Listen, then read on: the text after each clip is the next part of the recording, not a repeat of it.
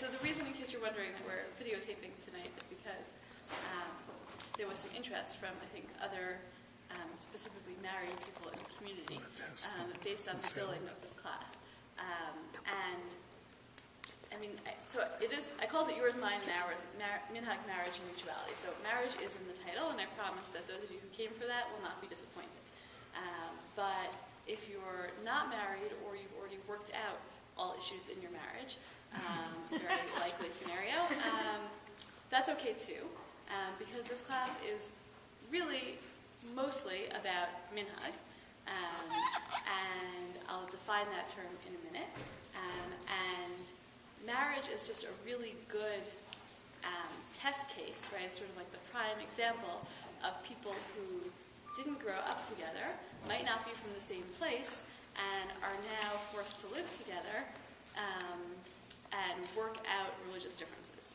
But those sentences that I just said could obviously describe other scenarios other than marriage. It could describe a roommate situation, and it could and does describe any community situation. Right? Anytime you have people living together, trying to do religious things together, so that would also fall under this category. Anytime you have a situation, you have to have a way to figure things out. You have to have a way to figure out what you're going to do. So marriage, like I said, may be the most intense test case of that. I think that's why there's so many reality TV shows about it, but there are other cases as well. So first we're going to need to define the only non-English word in my title, which is minhag. So I'm going to use that word. I'm going to try to use only the word minhag and not the word custom, which is its, I think, sort of assumed English parallel, because I think maybe they have different implications. And some of you at least have the source sheets in advance, and maybe we're looking at them downstairs. So I'll start by asking you, what is a minhag? What do you know about minhag? Yeah? It's tradition. Okay, it's a tradition. Great. So what does that mean, that it's a tradition? Well, it's a tradition in the sense of it's not, it doesn't carry the weight of halakha. It's more, I would describe it as locally based. In other words, it's something you do in your family, something you do in your community, but it might be unique to that group.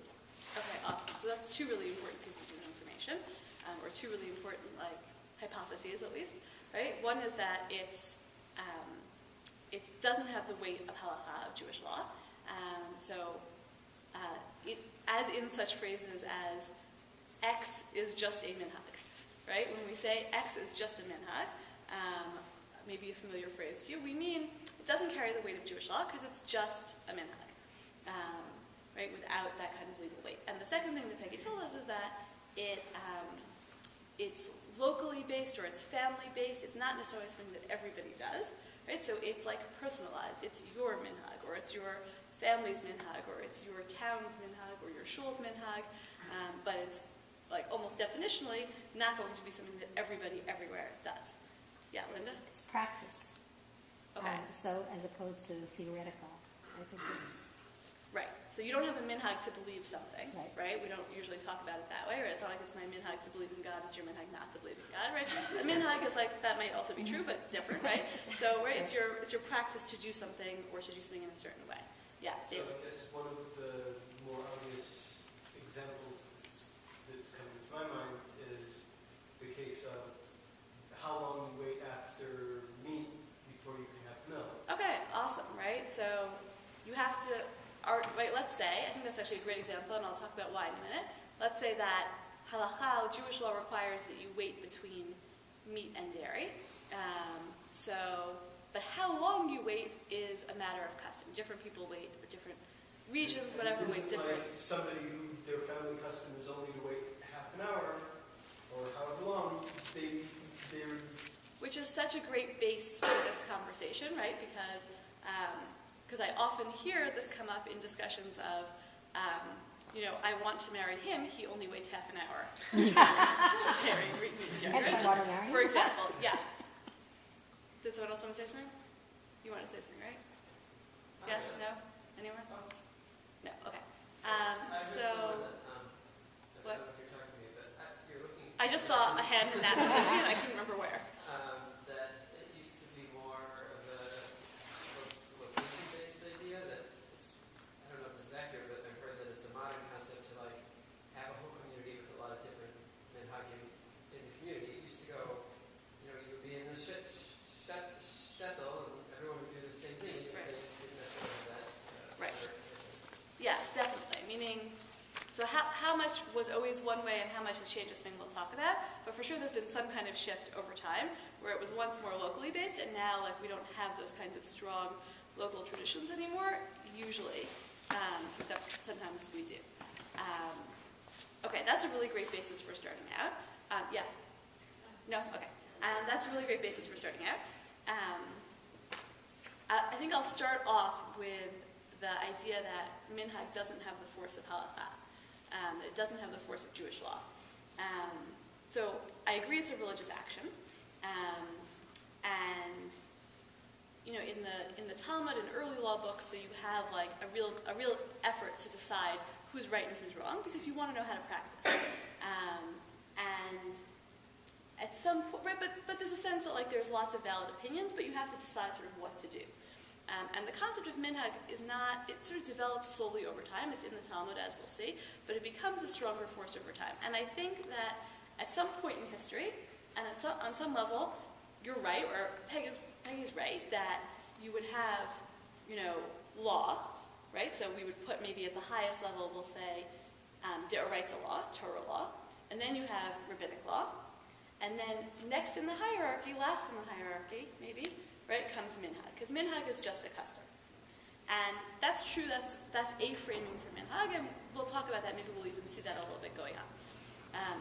A different framing for minhag, though, emerges over time, really sort of like medieval, maybe like, you could say like 14th century, where things start to shift. And it does have to do, I think to some degree with what Alex was talking about the local customs, right, that things were practiced differently, different places, and you didn't have communication, you didn't have ease of communication so much between different locations, and different people practiced differently. And you start seeing a phrase in the literature, a few different phrases. One of them is Minhag Yisrael Torahi.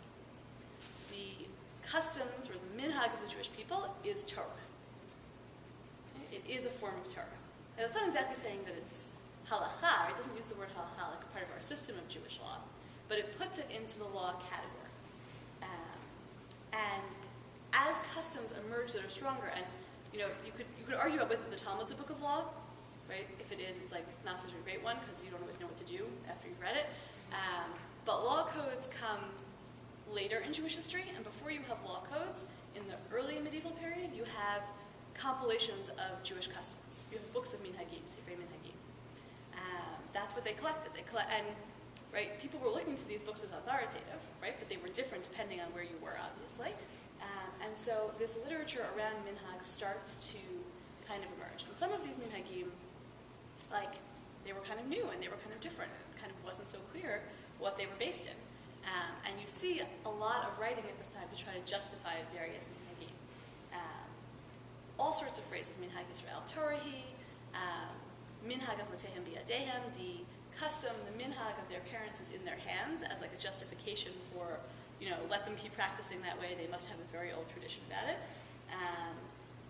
Imeinam Nevi'im, B'nei Nevi'im hem, like, okay, Jews that live today are no prophets, but they are the children of prophets, they're the grandchildren of prophets, right? Somehow they have some very ancient tradition, and they're doing this. And so you get this kind of rhetoric that starts to develop around not changing minhag and really valuing minhag. So much so that one could argue, I think I actually would probably argue nowadays, that whereas we once had a hierarchy where law was at the top, right, various types of law, and then minhag, you could actually argue that the hierarchy is flipped in some ways. Because if you want to talk about law, we could talk about law, right? We can have arguments about law, and in fact, that's what Jews do. They have arguments about law. So I can show you my sources, and you can show me your sources, and we can argue whose sources are better, whose proofs are better, right? Which law should we follow? When it comes to minhag, what are we going to talk about? You tell me your family has practiced this way since time immemorial. I'll tell you my family has practiced this way since time immemorial. And how are we going to say who's right? minhag, by definition, if we put it in this extra legal category, it winds up in some ways not as having less weight than law, than legal ideas, but almost having more weight. And you definitely see this as a trend. Over the course of the medieval period, minhag is given more and more and more weight. And I would say that today, if you read modern halachic works, the same is really true, right? We can argue about halacha, but minhag, it's like, right, have you ever heard someone say, like, I don't know why we do it that way, but it's always been that way, right? We're not going to change it because that's how it's always been done. How could we change it? Because that's how it's always been done, right? So minhag is given a lot of weight, yeah. Maybe this is a little bit of heresy, but I personally would think that there really is no intrinsic difference between halacha and minhag. It's just the amount of time that's passed since like the customs became like solidified into like work, into like laws. Interesting. So like the Mishnah codified the minhagim of the times, and then like the Shulchan Aruch codified the minhagim that were evolved since the Mishnah. And so Right. Maybe, but I mean, you could sort of go that way, and I'll tell you one working definition of minhag that I'm comfortable with for now. Tashma, who was an important writer on the topic of minhag, and particularly Minhag Ashkenaz, says that minhag is every religious action which has halachic or semi-halachic force in rabbinic sources, but no source in the Talmud. Right? Which is a little bit what you're talking about, that it depends on like how far back you can trace it, except that every sources will record rituals and record whether or not they're minhag or halacha, right? Like it doesn't totally work, because even in the Talmud you have things that are referred to as minhag versus halacha, and it's not necessarily a question of how old they are, right? So I think it might be a question of how they're sourced, but not necessarily chronologically how they're sourced. Does that make sense? yeah, but I mean, I guess I would say like the whole, like the idea of like a fence around a Torah commandment, like don't cook a baby goat in its mother's milk, and how that turned into you can't eat, chicken and cheese, and then that translated into how long you have to wait. And so like, Right. I would No. say like at this point, like the Ashkenazi minhag of like 6 hours is the, it was a minhag just to separate milk and meat at a certain point, and then it became codified into Right. halacha. So I think, well, I'll say two things. One is I think that's not going to be, like that could be historically true. I think it'd be a little hard to argue, but it could be historically true, but it wouldn't help you from an insider's perspective on the conversation, right? Because the Talmud itself distinguishes between minhag and law, so you would have to create a definition that works within the Talmud, right? And within all the sources. But the other thing I'll say is that I think I'll offer you a different definition of minhag, right? Which I think actually picks up on the point that you're making, which is that law is like it's the matter, right? In like sort of Aristotelian terms, it's the content, and minhag is how we practice it, right? So if the law was don't eat milk and meat together, right? Different communities have different ways of practicing that, and certain Ashkenazi communities practice that by separating by 6 hours milk from meat. That's another sort of working definition of minhag. I want you to keep these all in mind because it's a question like which one you'll decide sort of works better. Yeah. At what point does the term minhag move into what we would call the anthropological notion of superstition?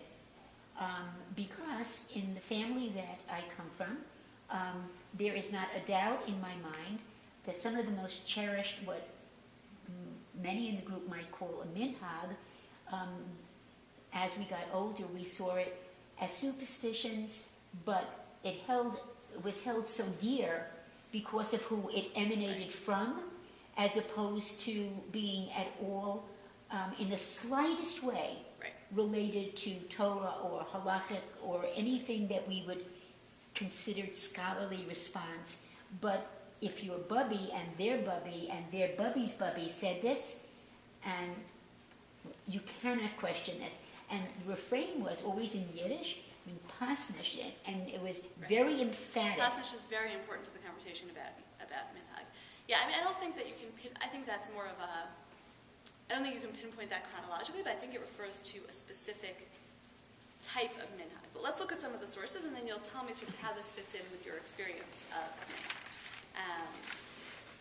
So the question is, how does the law system deal with something that isn't law? And the other question is, how do people trying to come together deal with traditions that come from their bubby and their bubby's bubby, etc.?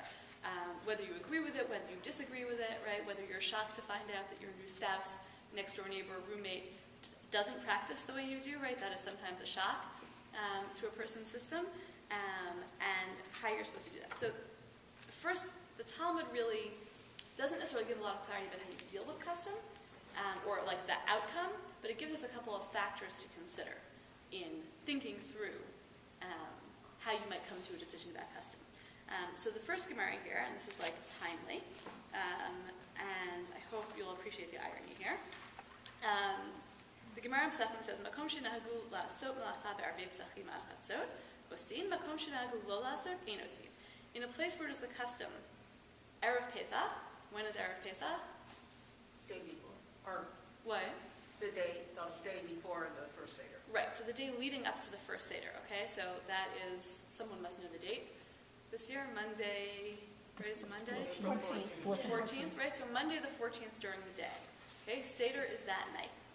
In a place where it is not one's custom to do any labor that day, you may not do labor. Linda's laughing, right? I want to move. Exactly, right? Apparently, right? Newsflash, right? There are some places, I've never been to those places, there are some places where it is the custom not to work that day, right? No malacha means treat it like Yom Tov, treat it like Shabbat, okay? No work the day leading up to the Seder. Just putting that out there, okay? And in a place where it is the custom to do work, you do work.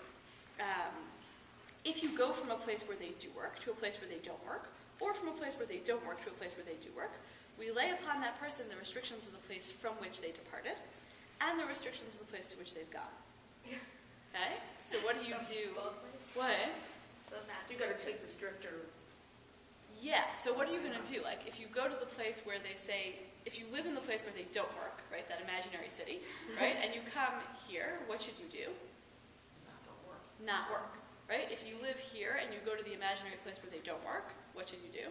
Pretend you don't come from here. Well, it seems like you don't work, right? The restrictions of the place to which you've gone also, right? So you sort of adopt whichever is stricter, right? It seems like, and there's a lot of debate what this actually means, but fine. And a person must not act differently from local custom on account of the quarrels which would ensue. Okay? So It's very interesting. wait, say that again? A person should not act differently from local custom on account of the quarrels which would ensue.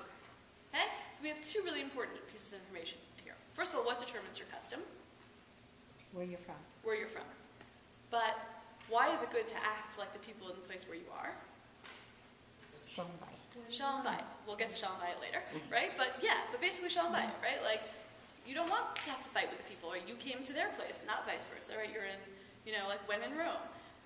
So here you are, you have to behave, you have to take on the stricter of the two opinions. What is that last sentence talking about? What? What does that last sentence mean on account? Does that mean he should act differently or should?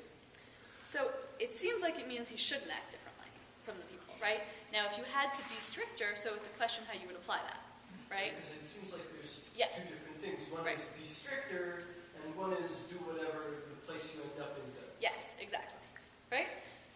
So the Mishnah is like, so whatever, the Gemara discusses exactly how to work this out, right? For our purposes, what I want to focus on again is these two factors, right? One is about place, and one is about not having fights break out over what people are doing. That's what the Mishnah gives us. The Gemara discusses then all sorts of different examples of, I think the Gemara would say like people who had strange behaviors, right? People who did different customs, and how that was dealt with in terms of people who didn't do those things or did something different, right? Sort of communities coming together.